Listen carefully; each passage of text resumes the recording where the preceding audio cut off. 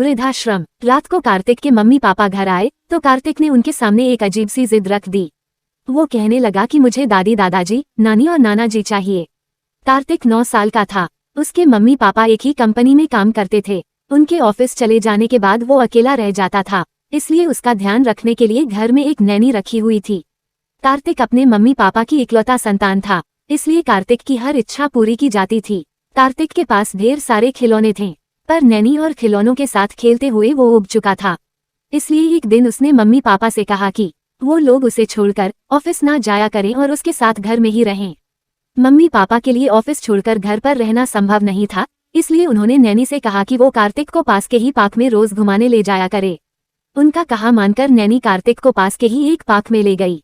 शाम का वक्त था। पार्क में बहुत सारे लोग थे। वहाँ झूले लगे हुए थे जिन पर बच्चे झूल रहे थे। कार्तिक भी उन सब बच्चों के साथ झूलने लगा। झूलते हुए एक बच्चा अचानक ही झूले से गिर गया और रोने लगा। उसको रोता देख उसकी दादी उसके पास आई और उसे गोद में उठाकर चुप कराने लगी। बच्चे को चुप कराने के लिए उसकी दादी ने पार्क में ही खड़े आइसक्रीम वाले से आइसक्रीम भी दिलवा दी। बच्चा चुप हो गया। नैनी ने भी कार्तिक के बिना मांगे ही उसे आइसक्रीम दिलवा दी। कार्तिक बहुत देर से उस बच्चे और उसकी दादी को देख रहा था। वो बच्चा फिर से कार्तिक के बगल में आकर झूलने लगा। ये तुम्हारी नैनी है? कार्तिक ने उस बच्चे से पूछा। नहीं, वो मेरी दादी हैं, मुझे बहुत प्यार करती हैं, उस बच्चे ने कहा और भागकर अपनी दादी के पास चला गया। दीदी, आपकी भी दादी हैं?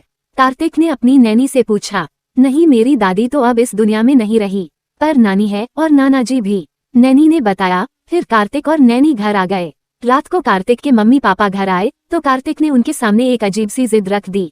वो कहने लगा कि मुझे दादी दादाजी, नानी और नाना जी चाहिए।